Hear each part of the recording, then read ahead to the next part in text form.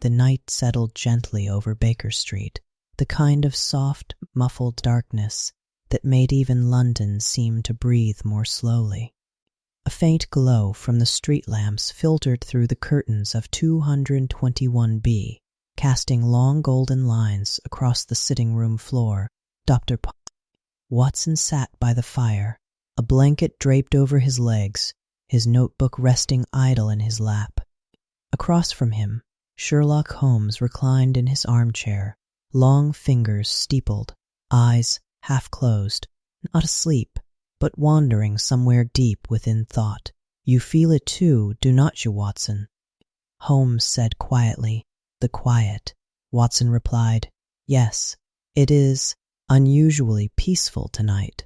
Holmes gave the slightest nod. "Peace, my dear friend, is often the prelude to something far less pleasant." Watson smiled faintly. "You do have a way of spoiling a perfectly calm evening." Holmes did not respond immediately. Instead, he leaned forward, reaching toward the small wooden box on the mantel. From it, he removed a folded piece of paper, yellowed slightly with age. "I was reminded tonight," Holmes began, his voice softer now, "of a case unlike any other, one that tested not only logic, but the very limits of the human mind." Watson's interest sharpened. "A case you have never told me?" Holmes glanced at him. "One I have hesitated to revisit." The fire crackled gently as Watson adjusted his posture. "Then perhaps it is precisely the right night for it." Holmes studied the paper for a moment longer, before unfolding it with careful precision. "It began," he said, "far from London, at the very edge of England, where the land meets the sea in jagged cliffs and the air carries a strange, ancient stillness. Cornwall." Even in memory, the place felt different. Holmes described it slowly, as though guiding Watson, "And now you," into that distant landscape. The wind there was not the sharp, hurried wind of the city. It moved low and steady, brushing across the heather and the stone, whispering through narrow paths that wound between cliffs and forgotten cottages. The sea stretched endlessly, dark and patient, its waves rolling in with a rhythm that felt almost deliberate. It was not a place of comfort, Holmes said, but neither was it hostile. It simply existed, unchanged, watching. Watson listened closely, the firelight flickering in his eyes. "And what drew you there?" he asked. Holmes allowed a brief pause. "A letter," he said. The letter had arrived on a morning much like any other, plain, unremarkable. Yet the moment Holmes had read it, something had shifted.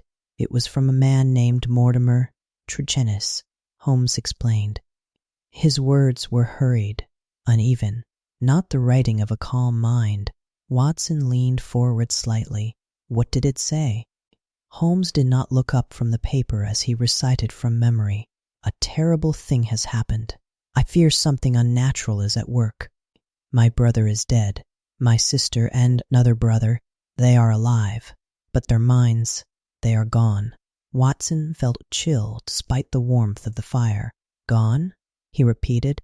Holmes nodded slowly. "Driven beyond reason, not injured, not ill, but broken, as though something had reached into their very thoughts and torn them apart." The room fell quiet again. Outside, a carriage rolled past, its wheels echoing faintly on the street, but inside 221B, the world had narrowed to the quiet tension of Holmes's story. "I left for Cornwall the same day," Holmes continued. "I sensed at once that this was no ordinary tragedy." Watson closed his notebook. He had stopped writing entirely now. "And was it?" he asked quietly. Holmes's gaze drifted toward the fire, the flames reflected in his pale eyes. "No, Watson," he said. "It was not." Holmes leaned back again, the memory settling deeper. "There are some cases," he said slowly, "where the evidence points to a person, a motive, a clear chain of cause and effect." He paused. "And then there are cases where the answer lies in something far older, something less easily understood. Watson frowned slightly. You mean superstition? Holmes gave a faint, almost imperceptible smile. I mean, he said, that we must be careful not to dismiss what we do not yet understand. The fire burned lower now, the room dimming as the night deepened. In Cornwall, Holmes continued, his voice quieter still, I encountered something that left even me uncertain. Watson held his breath, waiting. Holmes folded the letter once more and placed it carefully back into the box. The house stood alone, he said, a small stone building perched near the cliffs. And inside it, he stopped. For a moment, even Holmes seemed reluctant to continue. Then, softly, inside it, I found a silence, unlike any I had ever known. The journey to Cornwall had been long, but not unpleasant. Holmes described the train ride as quiet, the countryside unfolding in soft greens and muted browns, villages passing like fleeting thoughts. Yet the closer he came to the western edge, the more the atmosphere seemed to change. The land grows older there, Holmes said. You can feel it, not in any obvious way, but in the stillness, as though time itself has slowed. By the time he arrived, evening had already begun to settle. The sky was washed in pale gray, and the sea stretched beyond the cliffs like a sheet of dark glass. Waiting for him at the small station was Mortimer Tregennis. Holmes recalled the man as restless, his posture rigid, his eyes shifting too quickly. He was not merely distressed, Holmes explained. He was afraid, deeply so. Watson frowned. Afraid of what? Holmes's answer came quietly. Of what he had seen. They walked together along a narrow path that wound toward the coast. The air was cool, carrying the scent of salt and earth. No voices, no distant movement, only the steady sound of the sea below. Mortimer spoke in fragments at first, as though struggling to keep his thoughts in order. It happened in the night, he said. We were playing cards, just as we always did. My sister, my two brothers, nothing unusual. Holmes listened without interruption. There was no argument, Mortimer continued, no sign of illness. We parted as we always do. I went back to my own rooms. He hesitated, and in the morning his voice faltered. Holmes glanced at him. Take your time. Mortimer swallowed. In the morning, they were still sitting there. Watson shifted slightly in his chair as he listened. Still sitting? He repeated. Holmes nodded. At the table, he said, as though the night had never ended. Mortimer had returned early, he explained. Something had unsettled him, a feeling he could not explain. The house had been quiet when he entered. Too quiet. No movement, no sound of voices. Only the faint creak of the door as he pushed it open. They had not moved, Mortimer said again, his voice thin. Not one of them. Holmes's tone remained steady. And your brother? Mortimer looked away. Dead. The path narrowed as they approached the house. Holmes described it as small, built of rough gray stone, its windows darkened by shadow. It stood alone, facing the open sea, as though deliberately placed where few would come.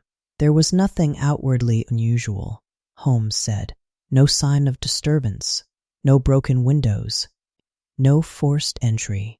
Watson leaned forward, and inside, Holmes's gaze lowered slightly. Inside, he said, was something far more unsettling. The door had been left unlocked. Holmes entered first. The air within was heavy, not stale, but still, as though it had not been disturbed since the night before. The sitting room lay just ahead.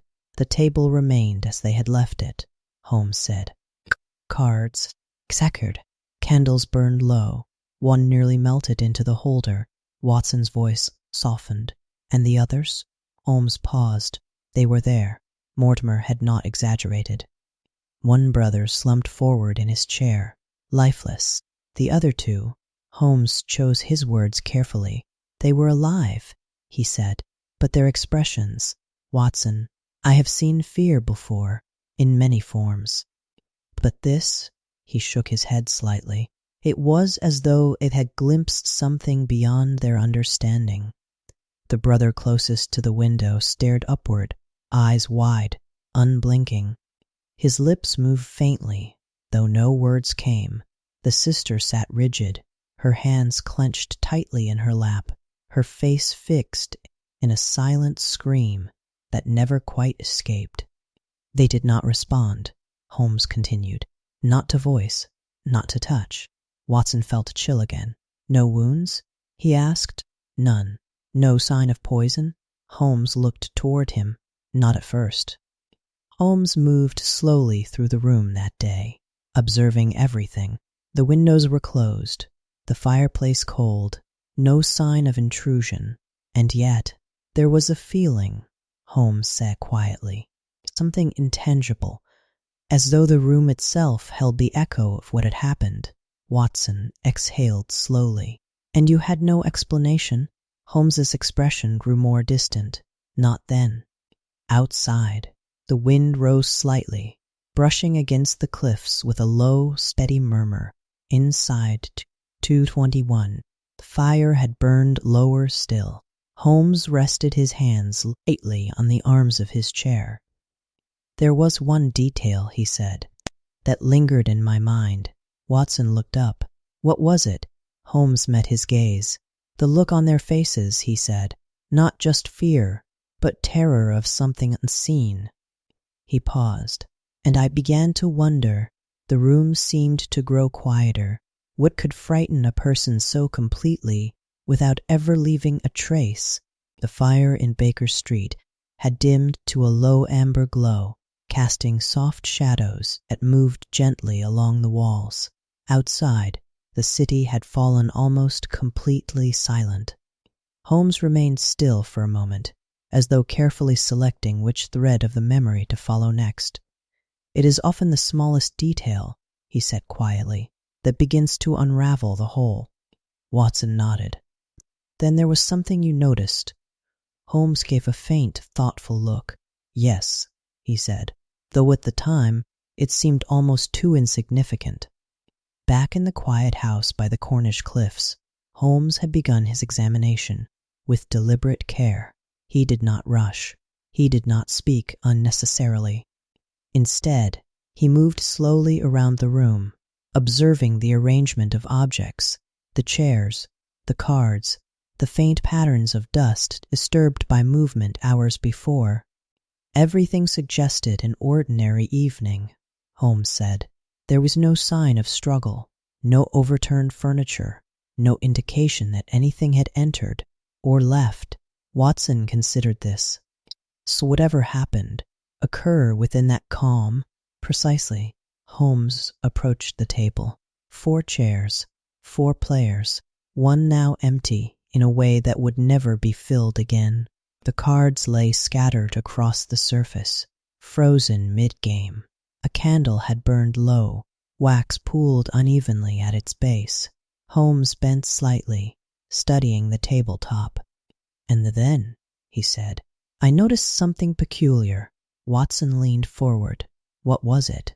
Holmes's voice lowered. A faint discoloration. It was subtle. So subtle that it could easily have been overlooked.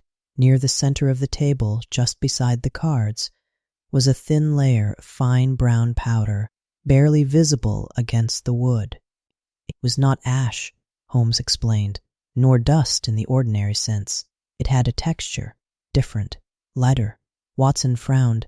And no one else had noticed it? No. Holmes had taken out his magnifying lens. Under closer inspection, the powder appeared unevenly scattered, as though it had fallen from a small source, something held or placed briefly on the table. There was no container, Holmes said.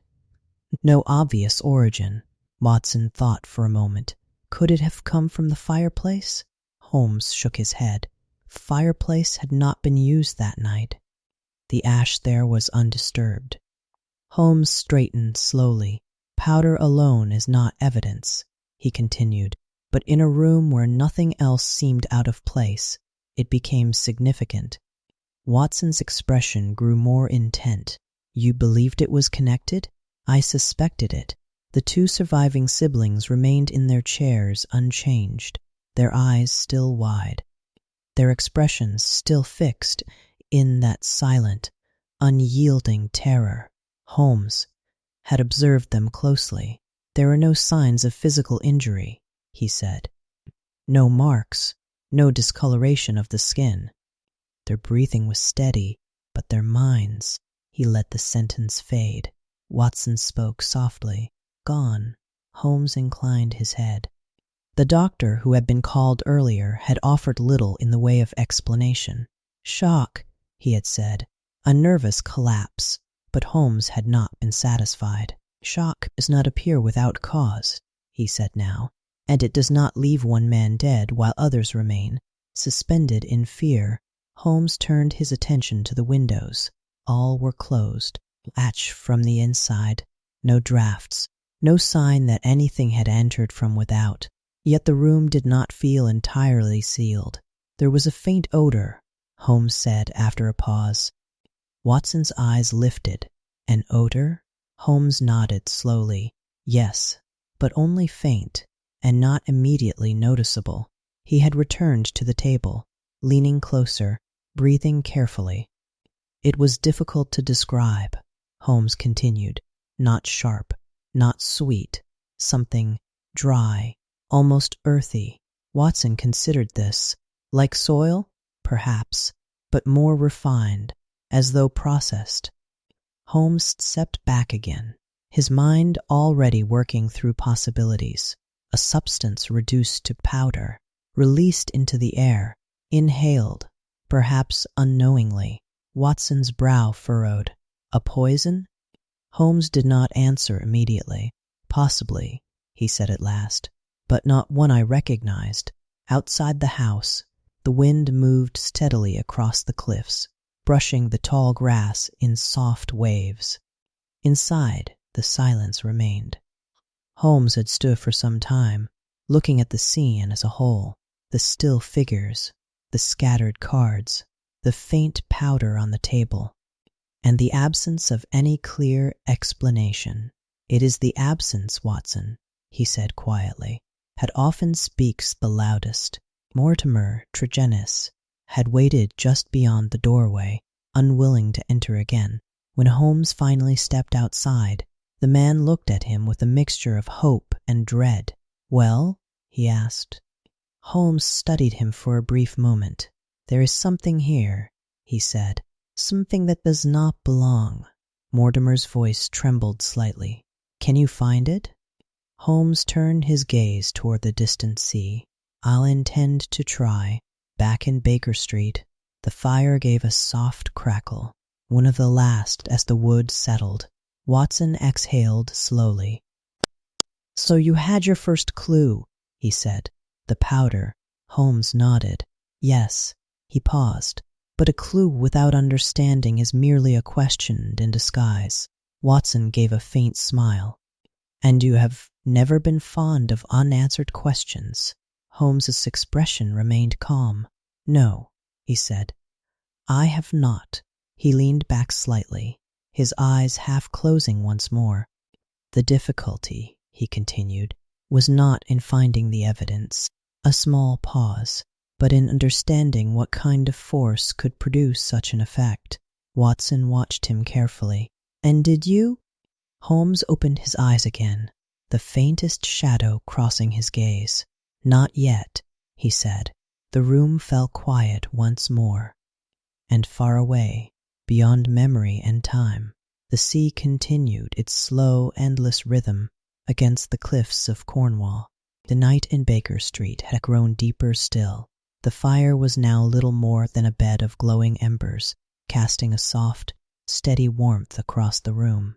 Holmes sat unmoving, his gaze distant, as though the past were unfolding not in memory, but just beyond the walls. There was another man, he said quietly. Watson, who had remained silent, looked up. Another witness? Holmes shook his head slightly. Not a witness, he said. Something more complicated. And at first, Bath. After leaving the silent house, Holmes had turned his attention to the only person who might hold further answers, Mortimer Tregennis. He was the last to see them alive, Holmes said, and yet there was something about him that did not sit easily. Watson frowned. In what way? Holmes's fingers rested lightly against the arm of his chair. He was afraid, he said. That much was clear. That fear alone does not trouble me. He paused. It was the nature of his fear. Holmes described the walk they took after leaving the house. The path curved inland this time, away from the cliffs and toward a small cluster of cottages scattered across the uneven land. Mortimer's lodgings were modest, narrow building with low ceilings and windows that looked out toward the distant sea.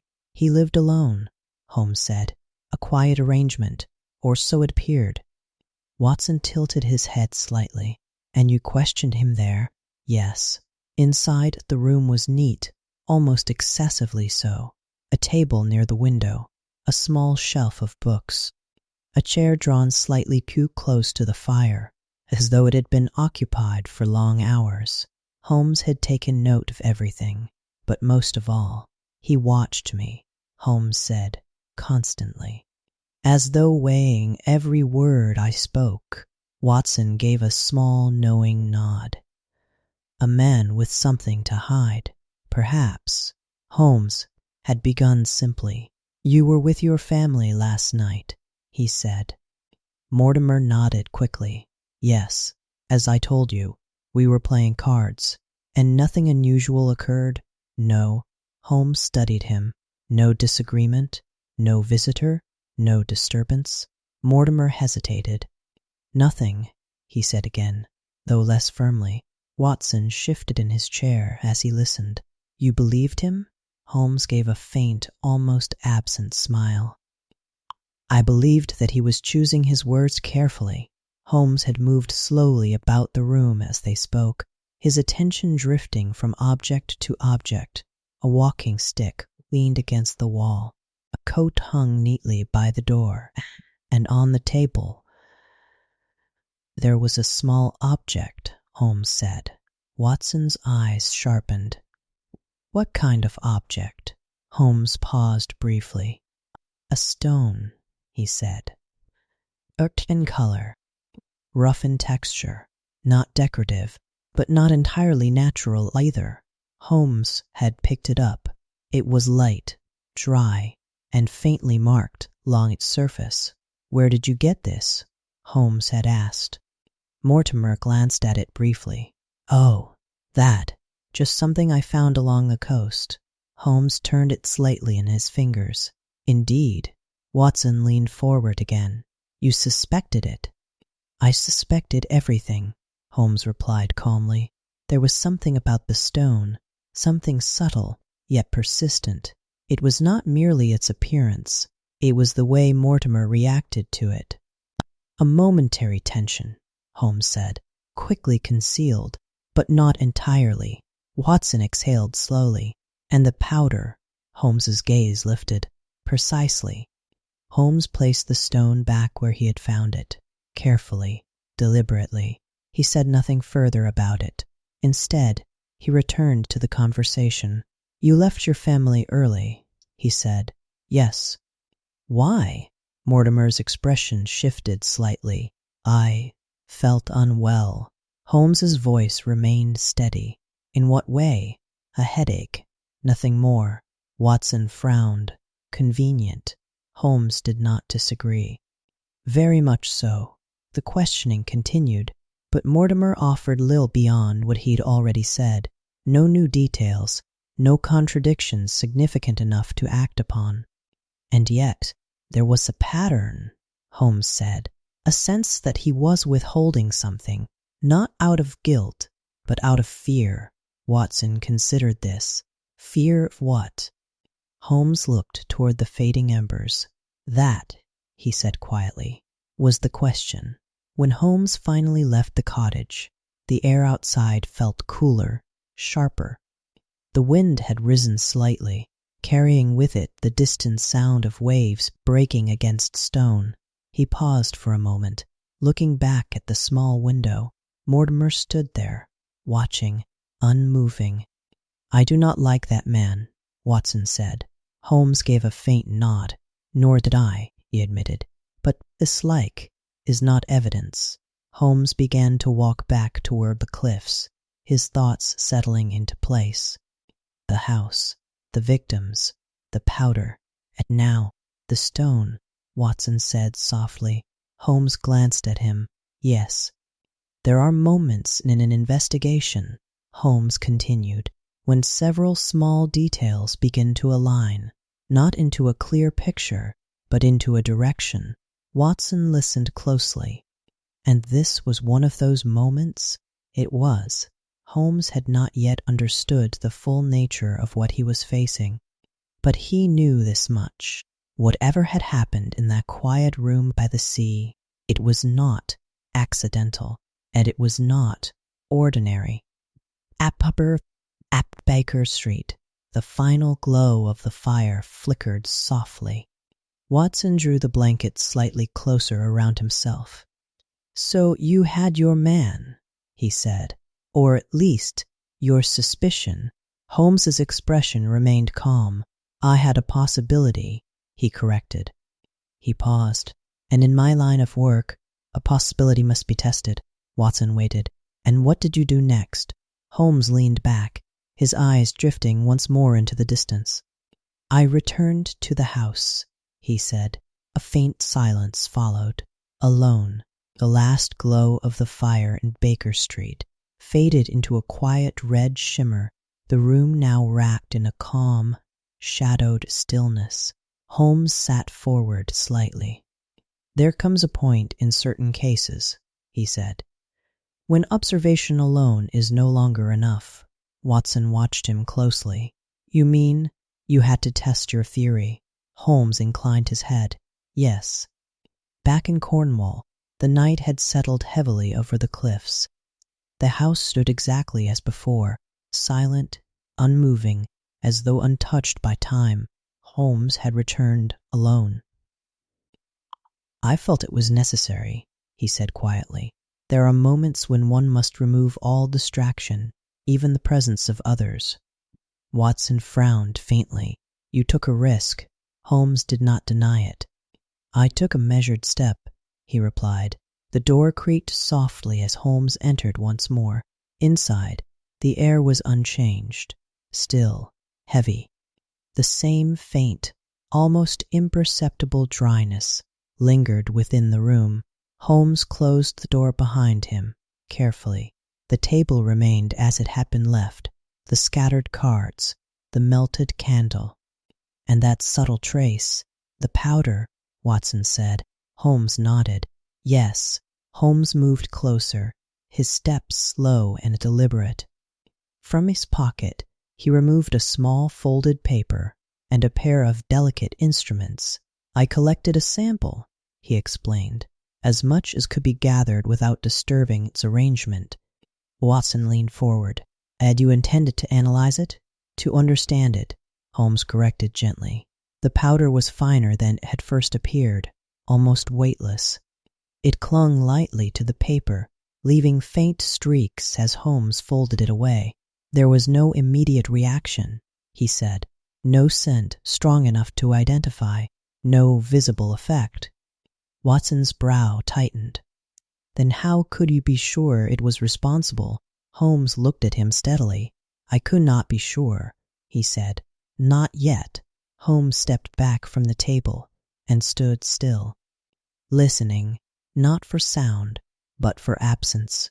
"There's a kind of silence," he said quietly, "that presses upon the mind. You begin to notice your own breathing, your own thoughts." Watson nodded slowly. "And in that room?" Holmes paused. "It was stronger." Holmes approached the window and opened it slightly. The night air drifted in, cool and steady, carrying the distant rhythm of Verlelma. He allowed it to pass through the room for a moment before closing the window once more. "I wish to compare," he said, "to understand whether the atmosphere itself played a role." Watson shifted slightly. "You were isolating variables," he said. Holmes gave the faintest hint of a smile, in a manner of speaking. Then Holmes returned to the table. He placed the small sample of powder carefully upon its surface. Just a trace, barely visible. Watson's expression sharpened. "You were not." Holmes met his gaze. "I was," he said calmly. "The experiment was simple, and yet it required caution," Holmes continued, "not recklessness." He remained standing at a measured distance, observing, waiting. At first, nothing. The room remained still, the air unchanged, the silence as deep as before. Watson exhaled quietly. So it had no effect. Holmes did not answer immediately. "There is often a delay," he said after a moment, "particularly with substances not yet understood." He moved slightly closer, just one step, no more, and then Holmes's voice lowered. There was a shift, not in the room, but within perception, a subtle change, almost imperceptible. The edges of objects seemed less certain. The silence deepened, not outwardly, but inwardly. Watson listened intently. "What did you feel?" Holmes chose his words carefully. "A sense of unease," he said. "Not fear, at least, not at first, but a growing awareness that something was not as it should be." Holmes stepped back immediately. He crossed to the window and opened it fully this time, allowing the cold night air to rush in. The feeling faded, slowly, gradually, but unmistakably. Watson's voice was quiet. "That powder?" Holmes nodded. "Yes, it acts upon the mind," Holmes continued. "Not through injury, but through perception." Watson frowned. "You mean, it alters what a person experiences?" "Precisely." Holmes returned to the table once more, though he did not approach as closely this time. "The victims," he said, "were seated here, in an enclosed room, exposed to a greater quantity." Watson's expression grew serious, and at whatever they experienced, Holmes finished the thought softly, was enough to overwhelm them completely. The room in Baker Street felt colder now, though the night itself had not changed. Watson drew a slow breath. "So this was no ordinary poison?" Holmes shook his head. "No," he said. "It was something far more insidious." He leaned back slightly, his eyes reflecting the last faint glow of the embers. "A substance that does not harm the body directly, but instead turns the mind against itself." Watson remained silent. "And that," Holmes added quietly, "is a far more dangerous thing." A long pause followed. The story had shifted now, from mystery to something deeper, something less easily explained. Watson finally spoke. "And the stone?" he asked. Holmes's gaze lifted. "Yes," he said, "the stone." He folded his hands once more. The question was no longer what had happened. A small pause. But who had brought such a thing into that room? Outside, the distant hum of London barely stirred. Inside, the silence returned, soft, steady, and watchful. Night had deepened into its quietest hour. In Baker Street, the fire had nearly gone out, leaving only a faint warmth in the room. Shadows rested calmly along the walls, and the world outside felt distant, almost unreal. Holmes sat still, his voice lower now, as though the memory itself required careful handling. "Once I understood the nature of the substance," he said, "the case began to take a different shape." Watson nodded slowly. "You knew then it was deliberate?" Holmes gave a slight inclination of his head. "Yes, such a substance does not arrive by chance." Back in Cornwall, the wind had grown stronger through the night, moving steadily across the cliffs. Holmes had left the house with a clearer mind, but a heavier one. The danger, he said, was no longer theoretical. Watson's eyes narrowed slightly, because someone had used it. Exactly. Holmes walked once more along the narrow path, the sea below barely visible in the darkness. Each step brought his thoughts into sharper focus. The powder, the confined room, the carefully placed conditions. This was not an accident, Holmes said. It was a controlled event. Watson leaned forward slightly. Then the question becomes motive. Holmes glanced at him. And opportunity, Mortimer Tregennis. The name had settled firmly in Holmes's mind. He was present, Holmes continued. He left early, and he alone remained unaffected. Watson added quietly, and he possessed something that may have been connected. The stone, Holmes said, but suspicion alone was not enough. Holmes needed certainty, and certainty required more than inference. It required confirmation, he said. The following morning, Holmes made his way once again to Mortimer's cottage. The sky was pale, the light soft and diffused across the landscape. The air felt cleaner than the night before, though the underlying stillness remained. Mortimer answered the door quickly.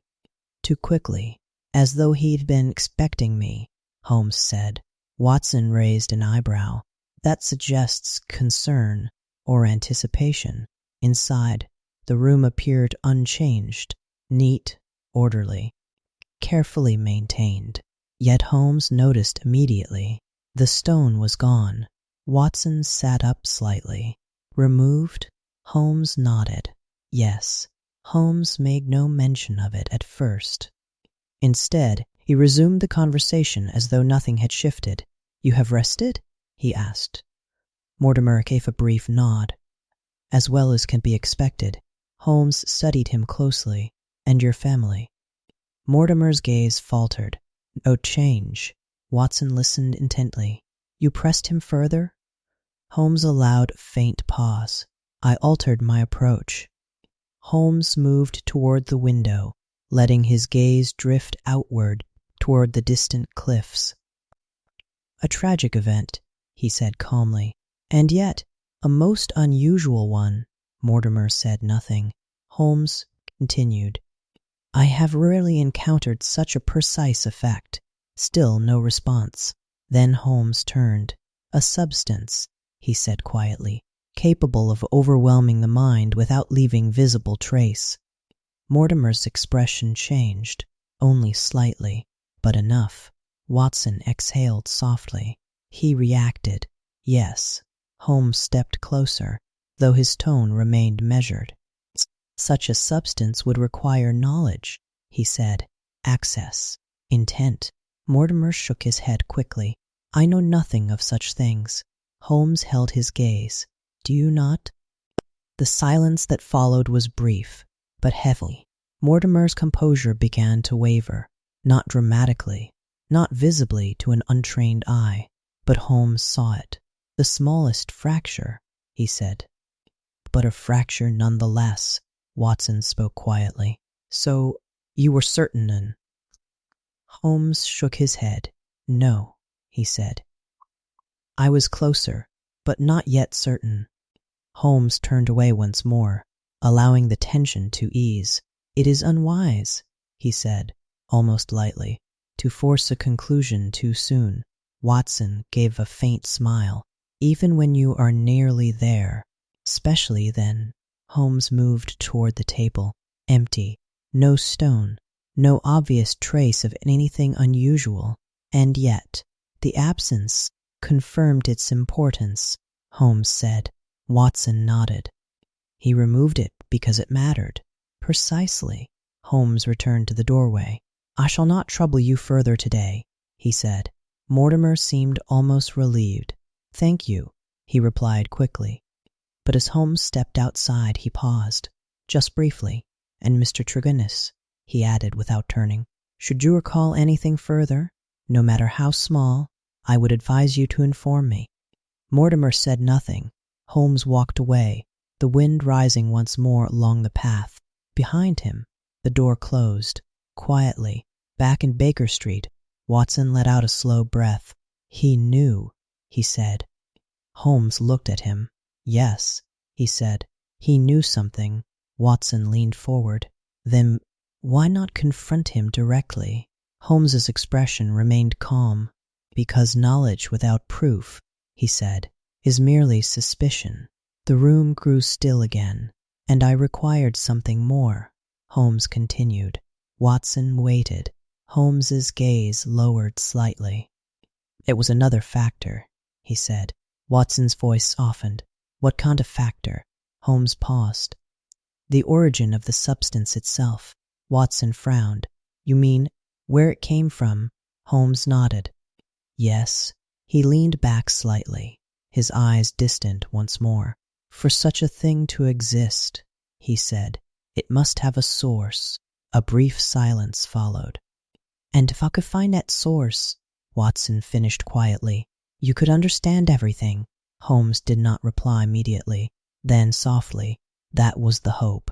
Outside, the night remained still, and far away, beyond the cliffs and the quiet sea, something unseen had already begun to move. The quiet in Baker Street had settled into something deeper now, no longer just the absence of sound, but a calm that seemed to draw every thought inward. Holmes remained still, his voice measured and soft. To understand the crime, he said, I needed to understand the substance. Watson nodded. And that meant tracing its origin. Exactly. In Cornwall, the morning had fully arrived, though the light remained pale and subdued. The landscape stretched wide and open, yet carried that same quiet weight Holmes had sensed since his arrival. There are places, Holmes said, where knowledge travels in unusual ways, not through books or institutions, but through individuals. Watson tilted his head slightly. You found such a person? Holmes gave a faint nod. Yes. The man's name was Dr. Leon Sterndale. Holmes described him as tall, weathered, with a presence that suggested both strength and distance. He was not a resident of the small coastal community, but neither was he entirely a stranger. He had spent years abroad, Holmes said, in regions far removed from England, studying subjects that few others had encountered. Watson's curiosity sharpened. Natural sciences? Holmes's gaze flickered slightly. Among other things, Holmes had been directed to Sterndale's temporary residence, a solitary house set slightly apart from the others, facing inland rather than the sea. The position was deliberate, Holmes noted. A man who prefers observation without interruption. Watson gave a small smile. You recognized a similar mind. Holmes did not respond to that. When Holmes arrived, Sterndale received him without surprise, as though he had been expecting a visitor, Holmes said. Watson raised an eyebrow. Or expecting you, perhaps. The interior of the house was different from Mortimer's, less orderly, but more purposeful. Shelves lined with specimens, books, and small artifacts from distant places, objects that spoke of travel, of study, of time spent far from ordinary life. He was a man of knowledge, Holmes said, but also of experience. Their conversation began without pretense. You have come about the tragedy, Sterndale said. I have, Holmes replied. Sterndale nodded once. It was inevitable. Watson leaned forward slightly. He already knew the details? Holmes' expression remained calm. He knew enough. Holmes observed him carefully. There was no fear in him, he said. No uncertainty. Only a kind of contained intensity. Watson considered this. Then he understood something the others did not. Yes, Holmes spoke plainly. I have encountered evidence of a substance, he said, one that affects the mind in an extreme manner. Sterndale did not react immediately. Instead, he walked slowly to a nearby table. From it, he picked up a small object. A powder? he asked. Holmes's eyes narrowed slightly. You are familiar with it. Sterndale turned, holding the object in his hand. A small, dark fragment, not unlike the stone Holmes had seen before. There are things in this world, he said quietly, that are not meant to be brought into ordinary life. Watson felt a faint tension even in the telling. And yet, someone did, Holmes said. Sterndale's gaze sharpened. Yes. Holmes stepped closer. You know what it is. It was not a question. Sterndale held his gaze for a long moment. Then, slowly, he nodded. Watson's voice was low. He told you? Holmes paused. Not immediately, he said, but enough. Sterndale placed the fragment back on the table. It is derived from a plant, he said, one found in a remote region of Africa. Difficult to obtain. Holmes listened without interruption. In its natural form, it is harmless, Sterndale continued, but when prepared, altered, it becomes something else entirely. Watson's brow tightened. A poison? Sterndale shook his head slightly. Not in the traditional sense. Holmes spoke softly. It does not attack the body. No, it attacks the mind. Sterndale's voice dropped. Yes. The room fell quiet for a moment. Even in recollection, the weight of that understanding lingered. Watson exhaled slowly. Then it is the same substance. Holmes nodded. There was no longer any doubt. Holmes's gaze remained fixed on Sterndale. How did it come to be here? He asked. Sterndale did not answer immediately. Instead, he moved toward the window, looking out across the still landscape. That, he said quietly, is the question that matters. Watson leaned forward. Did he tell you? Holmes's expression grew distant again. Not yet, he said. But something had shifted. Holmes could sense it. There were forces at work, human motives, hidden connections. Watson nodded slowly. And you were close to uncovering them. I was. Holmes turned slightly, as though revisiting that moment. Dr. Sterndale knew the substance, he said. He understood its nature, its effects. Watson's voice was quiet. Then he also understood what had happened in that house. Holmes met his gaze. Yes. A long silence followed, and that meant, Watson added slowly, he might also know who was responsible. Holmes did not reply at once. Then softly, indeed, outside, the night in London remained still. Inside 221B, the story had begun to tighten, threads drawing closer, patterns becoming clearer.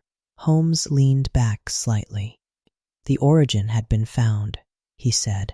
Watson waited, but origin alone does not reveal intent. A small pause. And intent, Holmes added quietly, is where the truth begins to emerge. The quiet in Baker Street felt heavier now, not oppressive, but thoughtful, as though each word carried more weight than before. Holmes sat still, his voice calm, but more deliberate. When knowledge meets silence, he said, it often means that the truth is close, but not yet ready to be spoken. Watson watched him carefully. You mean Sterndale was holding something back? Holmes nodded slightly. Yes, and not out of confusion, but choice.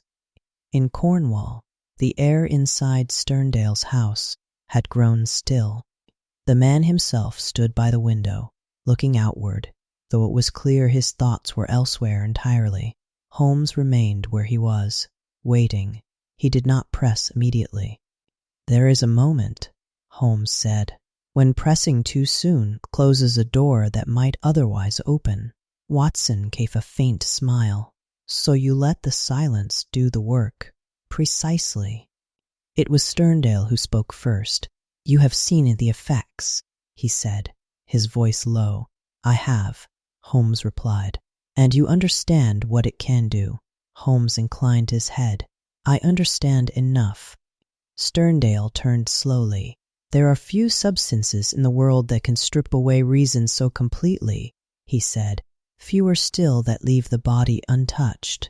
Watson listened closely. And this is one of them. Holmes's voice remained steady. Yes. Sterndale moved back toward the table, resting his hand lightly against its edge. It has a name, he said after a pause. Holmes did not speak. The locals, where it was found, Sterndale continued. They called it something that translates roughly to the devil's foot. The words seemed to settle into the silence. Watson felt a faint chill. An ominous name, he said quietly. Holmes gave a slight nod. Names often reflect experience. Sterndale continued, his tone measured. It grows in isolation, hidden. Its roots, when dried and prepared, produce the powder you observed. Holmes's gaze sharpened slightly, and its effects. Sterndale's expression darkened, not with fear, but with memory. It does not create illusions in the usual sense, he said. It amplifies, distorts, reveals something deeper within the mind. Watson frowned slightly. Meaning, Holmes answered softly. It turns perception against itself. Sterndale looked at him. Yes. The room grew still again. Watson shifted slightly in his chair, back in Baker Street, and someone used this, deliberately. Holmes' expression did not change. Yes. Sterndale's voice lowered. To use such a thing, one must understand it. Holmes stepped closer. And you do. A pause. Sterndale did not deny it. Watson leaned forward. Then he must have known, brought it here. Holmes's eyes flickered slightly. He knew more than he wished to say. Holmes spoke carefully. This substance is rare, not something easily obtained. No, Sterndale agreed. Then, whoever used it, Holmes continued, must have had access, or connection. Sterndale's gaze shifted, just slightly. Enough. Holmes held that moment. You have seen it before, he said. Yes. You have studied it. Yes. Holmes's voice grew quieter. Have you brought it to England? The question lingered. For the first time, Sterndale hesitated. Watson's voice was barely above a whisper. And that was it. Holmes nodded. That was the turning point. Sterndale turned away again, his composure no longer as steady as before. There are things, he said slowly, that should remain where they are found. Holmes did not move. And yet, they do not always remain. A long silence followed, the kind that carries more meaning than words.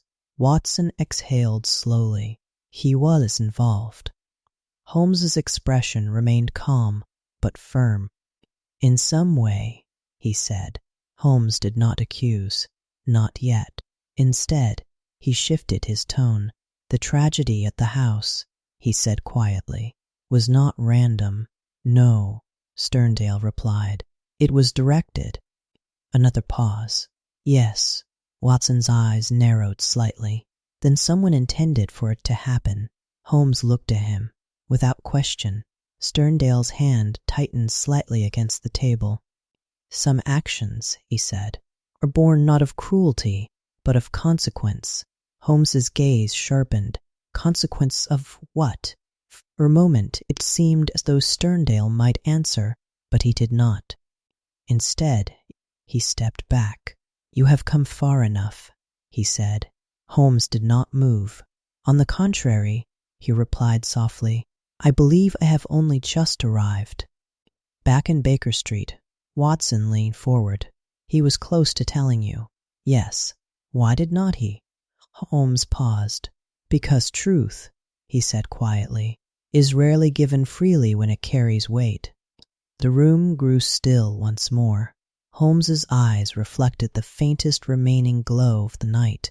But by then, he continued, I knew enough to see the shape of it. Watson waited. There was a connection, Holmes said, a link between the substance, the man who understood it, and the man who had the opportunity to use it. Watson's voice was low. Sterndale and Mortimer. Holmes nodded. The question was no longer if they were connected, he said. A small pause. But how? Outside, the first hint of dawn seemed to press gently against the edges of the night. And in Cornwall, far away in memory, the truth was beginning, quietly, steadily, to rise. The first hint of dawn touched Baker Street, a pale light pressing gently against the curtains. The night was nearly over, and with it, the long path through memory. Holmes sat upright now, no longer distant. The pieces were in place, he said quietly. All that remained was to see how they fit together. Watson nodded. Sterndale and Mortimer. Holmes inclined his head. Yes, two men, connected by something unseen, yet unmistakable. Back in Cornwall, Holmes had left Sterndale's house, with a mind sharpened by clarity. He had not confessed, Holmes said, but he had revealed enough. Watson leaned forward. Enough to act? Holmes's gaze lowered slightly. Enough to confirm what I had begun to suspect. Wind had softened that morning, the sea calmer now beneath the cliffs, but the quiet carried a different weight. Holmes did not return to Mortimer immediately. Instead, he waited. Watson frowned slightly. You delayed? Holmes nodded. There are moments when time itself becomes a tool. Holmes spent those hours walking along the coast, allowing the fragments of the case to settle into a single line of reasoning, the powder, the stone, the knowledge required to use it, and the behavior of both men. It is not enough to know what happened, Holmes said. One must understand why. Watson murmured. Motive. When Holmes finally returned to the small cluster of cottages, the air felt different, still, but tense. There had been a development, Holmes said. Watson's eyes lifted. What kind of development? Holmes met his gaze. Another death. Watson straightened. Mortimer? Holmes nodded slowly. Yes. The cottage stood open, not abandoned, but disturbed. Villagers had gathered at a distance, their voices hushed, uncertain. Holmes entered without hesitation.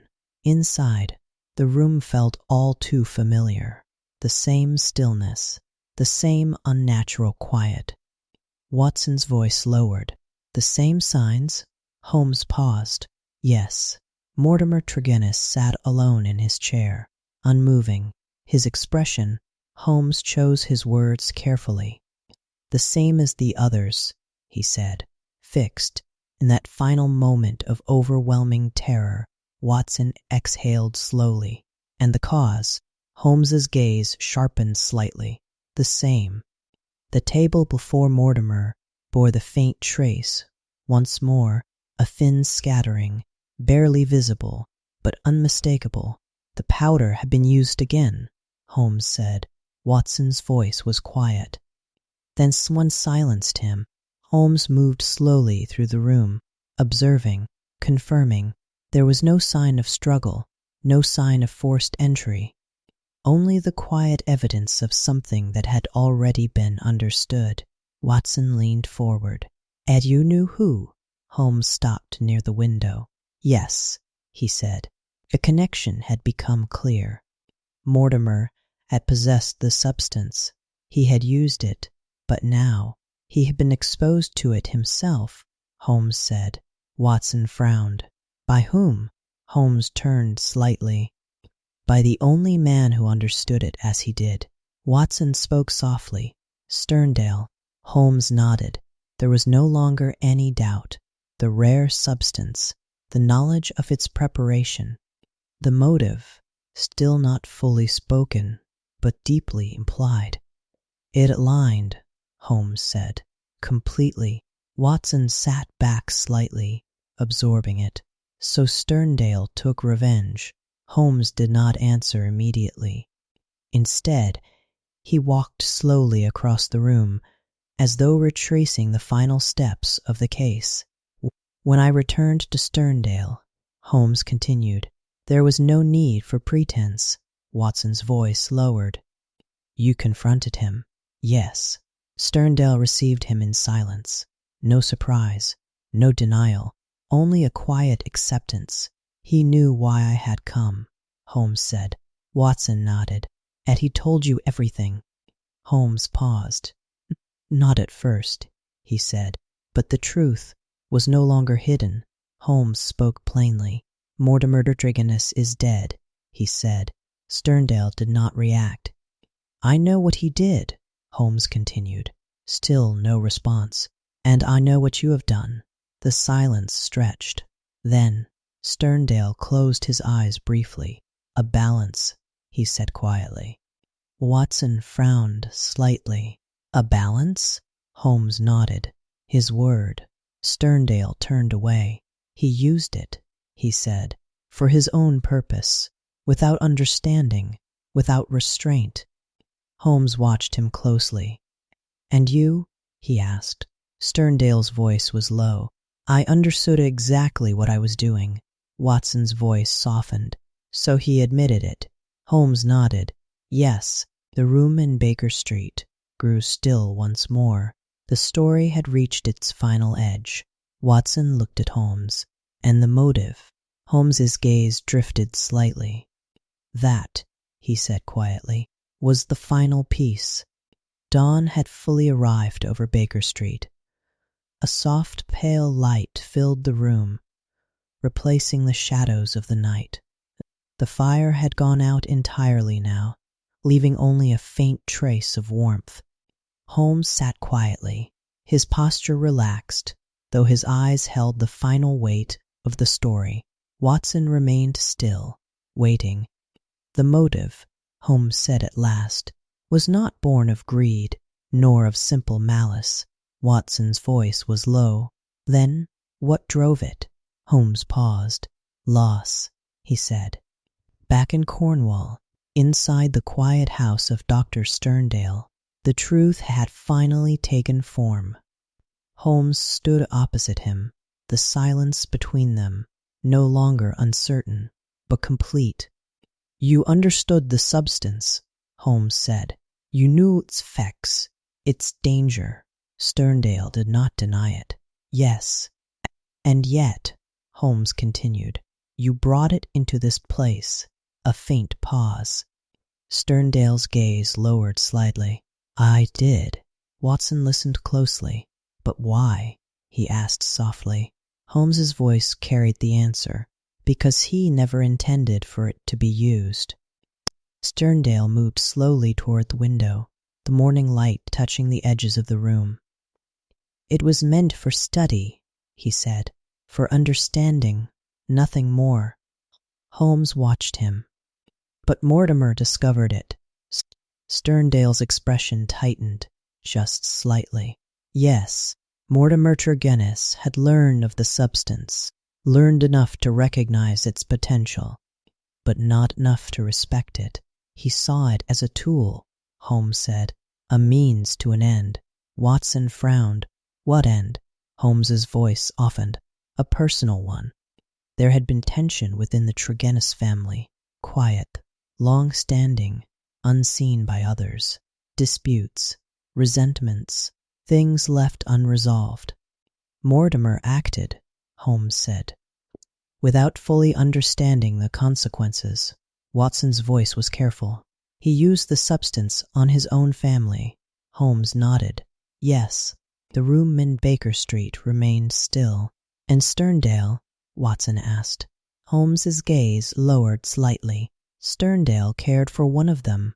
A quiet pause followed. Not romantic, not spoken, but understood. He had formed a deep attachment, Holmes said, one that gave the tragedy a very different weight. Watson exhaled slowly. So when he learned what had happened, Holmes finished gently. He acted. Sterndale's voice, in memory, was steady but heavy. I saw what it had done, he said, what he had done. Holmes did not interrupt. I could not allow it to remain unanswered. Watson's brow tightened slightly. So he chose to use the same method. Holmes nodded. Yes, Sterndale had returned to Mortimer. Not in anger, not in chaos, but with purpose. A measured act. Holmes said quietly. Deliberate, controlled. Watson's voice dropped. Justice. Holmes was silent for a moment. Then he spoke. Not justice in the legal sense. Sterndale had used the very substance he understood so well. A small amount. Enough. No more. He ensured the outcome, Holmes said, without leaving a trace beyond what had already been seen. The truth now lay complete. Every piece in place. Every action understood. Watson looked at Holmes carefully. And what did you do? Holmes leaned back slightly, his eyes calm. I considered the matter, he said. Watson waited. There are times, Holmes continued, and the law provides a clear path, a brief pause. And there are times when it does not. Watson studied him. You let him go. Holmes met his gaze. Yes. The room grew quiet once more. Watson did not speak for a moment. And you were certain? He asked at last. Holmes' voice was steady. I was certain what had happened, he said. A small pause. And of why? Outside, the city had begun to wake. Carriages moved faintly in the distance. The world returned to its usual rhythm. But inside, 221B, the story had reached its quiet end. The substance, Watson said softly. The devil's foot. Holmes's gaze drifted slightly. A rare thing, he said, and a dangerous one. Watson nodded. Is it gone? Holmes paused. Then quietly, as far as I am aware, yes. A final silence settled between them, not uneasy, not uncertain, but complete. Holmes closed his eyes briefly, as though placing the memory back where it belonged. Some cases, he said, do not end with resolution, but with understanding. Watson gave a faint nod. And this was one of them. Holmes opened his eyes once more. Yes, he said. The morning light filled the room completely now, and with it, the quiet story of the devil's foot came gently to rest.